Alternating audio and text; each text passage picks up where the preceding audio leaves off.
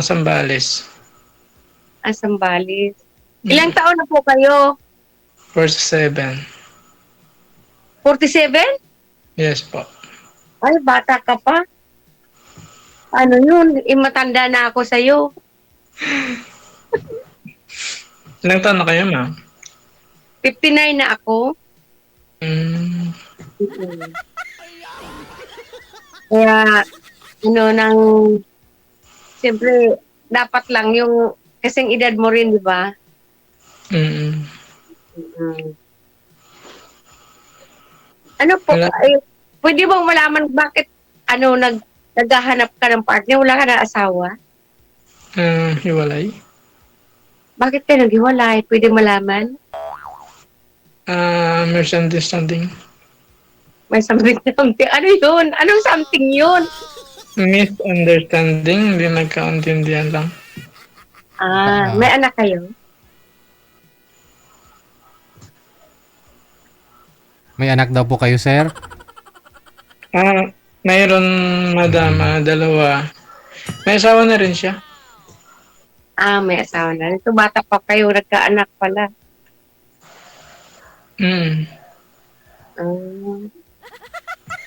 Ano naman pinagkaabalahan nyo ngayon dyan sa Sambales? Dito lang sa bahay, may maliit lang na pinagkakitaan. Di bali kahit maliit, kung magsisipag ka lang, maging malaki din yan. Oo nga po eh. Mainit, maliit Kayo po? pag araw maliit talaga yun. Pag madaling araw, lumalaki.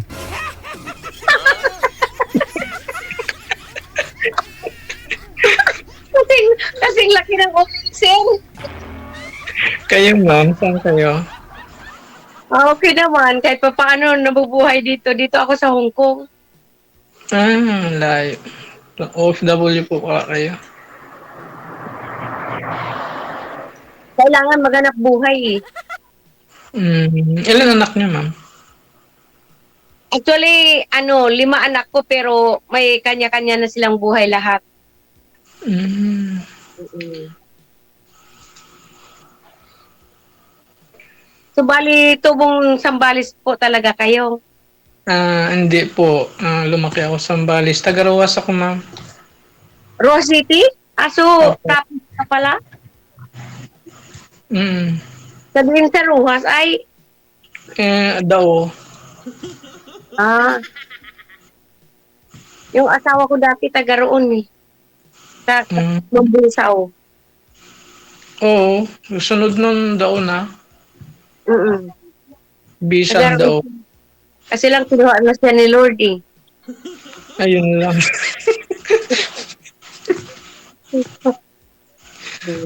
Sa'yo, sa'yo may naghiwalay kayo kasi may hindi pinagkaintindihan kami. Kinuha siya ni Lord eh. Kasi sa sobrang bait eh. Yun lang. Mm. Hindi, dapat hindi masyadong mabait. Sakto lang. Ikaw huwag ka masyado mabait. Pero kailangan sa tao yung maging mabait ka kasi kung mabait ka, mabait din sila sa'yo, bigyan ka ng mahabang buhay. Yan, tama po. O, yun. Ilang taon na kayo dyan, ma'am? Ah, 24 years na. Wala, tagal na. Medyo, Diyan na pala kayo, nagkaroon na, yung tumagal. Karoon ng uban. oo, oo, siyempre, kailangan tumagal talaga kasi kung nandyan lang sa Pinas, wala ka namang kabuhayan dyan kung dahil pag nagkakaedad na, alam mo naman sa Pinas, hindi tulad dito na kahit nagkakaedad ka, pwede ka pang magtrabaho. Pero pag dyan sa Pinas, wala, pleasing personality. So, wala nang mo trabahoan dito, ma'am. Mm-mm. Sir, masaya ka daw po ba? Sumali ka dito, sir? Yes, Sir DJ. Yan, masaya ko kasi masaya kayo ako kahit nanonood lang ako sa'yo eh. Oo. Kasi sabi ng mga viewers natin, mukhang malungkot daw po kayo, sir. Kaya Hindi, naman ganun talaga. pag Ganun talaga. Ganun talaga ako, Sir DJ. Yung parang seryoso lagi. Ah. Ganun. Huwag mo, hindi pagpunggi ang kaladlawon mo wala. Hindi, Sir Reggie, kasi malungkot siya kasi matanda yung kausap niya, minats mo sa kanya eh. Ay, hindi, Dapat, okay lang. Wala namang problema yun, ma'am. Hindi naman yun sa edad ng nana. Importante, marunong kipag-usap, gano'n. importante ang mahalaga. Yun, tama ka, ma'am. Oo. Importante. Pero ngumiti ka man dyan. Huwag kang malungkot. Ganun talaga ako, seryoso. Yung laging seryoso. Ganun, walang, imik lang, time lang ako. Oo nga. Huwag kang laging seryoso kasi pag lagi kang seryoso, tatanda tayo kaagad niyan. Sige, ma'am. Pag lagi tayong magkakausap, lagi yung ngiti. Talaga. Umpisahan mo na, sir. Ano nga pala pangalan mo, ma'am? Si Amy. Ano po? Amy. Ning? Oo. Ene. Ining? Imi? Ene. E as in eagle, ma'am, eh. E as in A-N-A-A. A-N-A. Hmm, Ano apelyido mo? Igasan. Tigasan ah. Opo. Ikaw, Buti na lang hindi tigasin. ay, malapit na. Ano pilido mo, ma'am? Ricotti. Recruiting? Opo. Hmm, ang ganda naman ng apelido mo. Parang wala dito sa Pilipinas. Kasi apelyido niya ng asawa ko noon. Hmm, Siyempre, dala-dala ko pa Wala rin yung yung asawa mo. Kaya pala, sabi ko na nga ba eh. Wala dito sa Pilipinas eh. mm, Anong lahi po ba yung asawa niyo, ma'am? taga-Capiz po siya. Oy, Pilipino. yun naman po pala eh. Ano nga po apelyido, ma'am? Ricotti. Dakote. Ricotti. Ricotti. R-I-C-O-T-E. Recruited daw po eh. Ricote. Pareho sila ng kurikuton. Ganon. Huwag na lang kurikuton. Kurikutan. Kurikuton. Ganon. No? Kuriputan. Pero, apelyido ko talaga sa pagdadalaga, Martini. Oh. Martini. Anong probinsya mo, ma'am? Cebu. Cebu. Magaganda daw yung mga taga Cebuano eh. Mga taga Cebu. Magaganda talaga. Ako lang ang kakaiba. Eh, yan, yari kay Sir DJ mamaya. Sabi ko nga, walang pangit daw dito eh. Ay, oo. Basta pag tauhan ni, pag nakay Sir Virgie, talagang ng magaganda lahat. Wala daw So, pangit. dapat, bigyan ka ng kamats na magaganda. Yun lang. Sir, tatakbo din siya, sir. Oo nga, baka mawala din bigla. Kasi nga, Parang- bakit nawawala bigla yung mo, ng kausap mo? Bakit sa anong dahilan? Ayaw niya sa kalbo, ma'am. Gusto niya saka sa pangit. Gusto na gwapo. Saka may buhok. Hindi naman mahalaga yung buhok or gwapo. Ang importante yung kalooban mo ay gwapo. Yun lang. Oo, ma'am. Tama ka dyan. Gwapo ka naman ah. Ikaw yata nagsabi niyan, ma'am. Ay, swerte mo sa akin dahil ikaw, sinabihan kitang gwapo. Yun nga lang eh. Napakaswerte ko naman. Buhok lang ang kulang sa'yo. Hindi, nagpakalbo talaga ako, ma'am. Ay, ganon. Oo, kasi pagka mahaba buhok, hindi maganda kasi laging nakababa yung ulo. Ay, ganon ba yun? Pero mas Volcanic. maganda yung may buhok, katulad kay Sir Virgil. Ang gwapo kaya niya si Deji. Kasi ang ganda ng buhok niya. So, dapat magkaroon ka rin ng buhok. Ayoko namang patubo ng buhok. Bakit? Mas okay na to kasi wala na akong susuklayin. Ay, nako. Wala kang masambunutan yan. Oo, mas okay yun kasi pag nag-aaway kami, wala na siyang masabunutan sa akin. Ay, so mahilig po kayo makipag-awa. Hindi naman. My God, my God. Kasi gusto, sinasabi mo na kapag mag-away, walang sasambunutan. So, ibig sabihin, kaya siguro iniwan po kayo kasi mahilig kayong makipag-away. My Hindi God, kahit my pitik, God. hindi ko napitik yun ma'am, kahit na marami ng pagkakamali sa akin. Ay, ganon. Hmm. Oh, kita mo, sabi ni Sir Deji, sana all daw.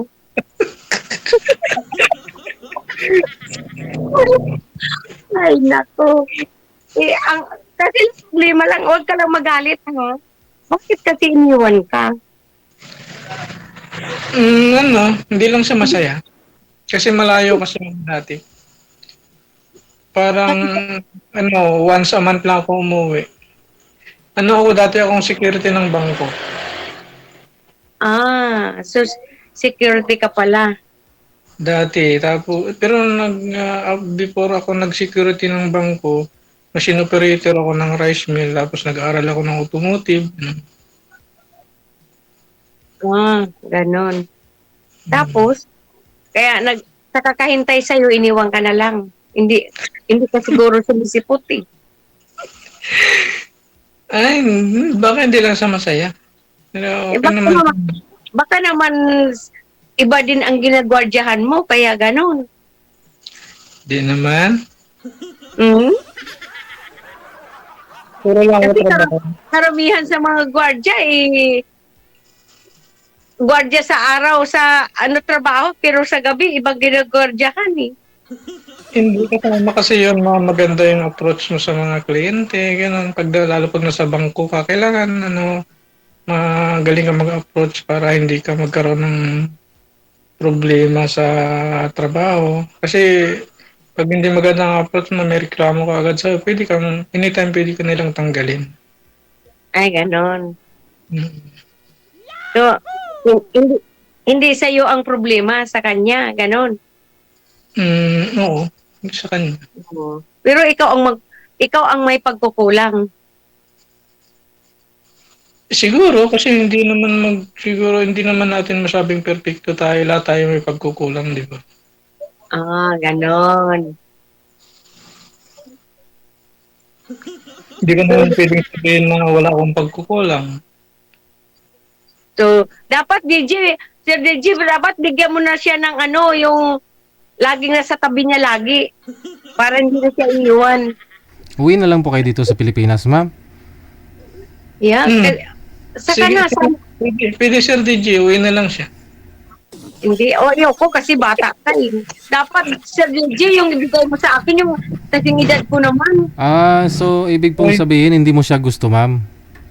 Hindi, gusto ko lang naman siyang kaibigan, pero kung siguro sa partner kasi gusto ko yung partner na kasing edad ko rin kasi hindi ako naghahanap ng partner na panandalian lang. Gusto ko yung panghabang buhay kasi mag-iisa lang ako, may bahay na ako sa Morong. So, dapat panghabang buhay na kasama. Kasi pag bata sa akin, wala, iiwan din ako eh. Hindi. Hindi Kasi kung mas may edad na sa'yo, ma'am, baka iwanan ka rin kamo. Hindi kaya nga bigyan mo ako ng ng kapartner na nung mabait niyang hindi nang iiwan at yung totoo siya. Na Kasi kung bibigyan mo kita ng mas may edad sa'yo, ma'am, baka pumanaw ng maaga, iwanan ka rin. Hindi naman, malay mo kung maalagaan ko siya ng husto, hindi niya ako pwedeng iwan. Ako naman, madam, totoo ako magmahal. Kaya lang, siyempre ikaw siguro ang ayaw na. Hindi kasi, siyempre bata ka pa, naghahanap ka pa ng talagang kasing lakas mo. Ako hindi, may edad na ako. Imagine, 40 ka lang. So, 50 na ako. So, Lord Diyos ko, 19 years old. Tingnan mo, Ang Sir laki DJ. Sir DJ, sabi niya sa akin kanina maghanap ko ng kaedad ko. Yun pala siyang gustong maghanap ng kasing edad niya. Ay, hirap yun. Baka iwan mo rin ako.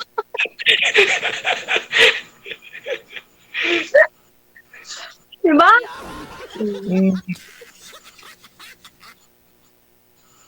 Ilang taon ka na nga po ulit, ma'am? Ilang taon na po kayo?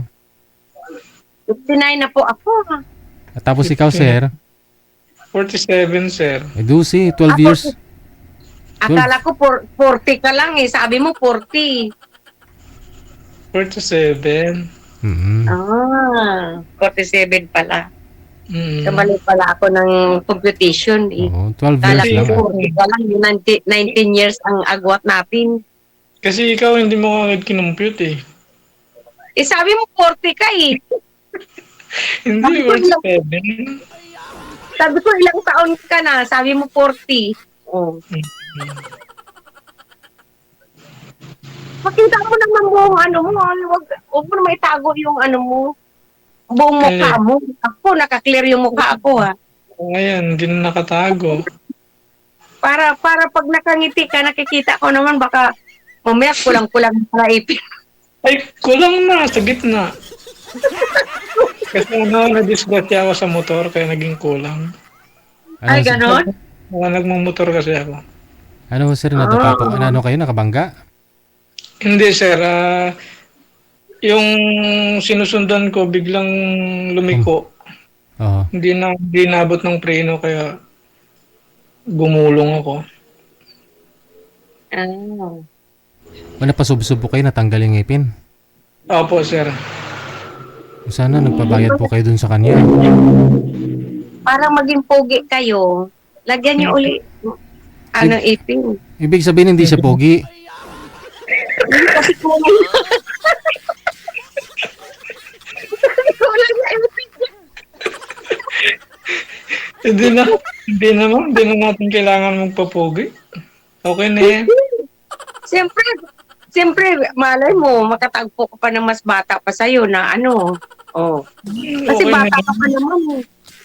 Oo. Hindi na natin kailangan gumastos. Kung sino lang yung lalapit, yun na lang.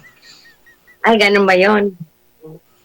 Siyempre naman. Kailangan din na tayo, kaya hindi na natin kailangan maging pogi pa. Eh kung sakaling gugustuhin kita, paano na makakailangan ako kayang pakainin? Malakas ako kumain. Hindi naman siguro mabibitin sa pagkain. Ay, ganon? Eh ano naman kabuhayan natin dyan sa sa Zambales? Dito lang sa bahay, mayroon maliit lang na business yun. Vulcanizing shop daw po, ma'am. Anong klaseng business po yun? Pwede malaman? Ano siya, vulcanizing shop, tapos gumagawa din ako ng mga motor.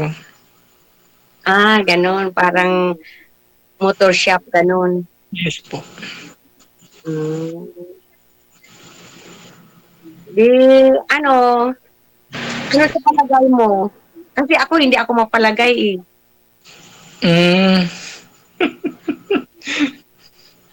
Sa akin, Kasi okay. Sa nandito akin, ako sa malayo eh. hindi naman problema yun. Malayo, malapit. Isa din naman. Tama ka, ma'am. Sa palagay, Sir JJ, sa palagay mo, Anong palagay, ma'am?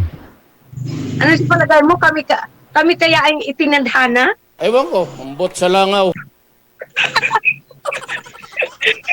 May spark po ba, ma'am? Anong pakiramdam mo dito kay sir? Natatakot ako, sir eh. Bakit? Kumukha ako?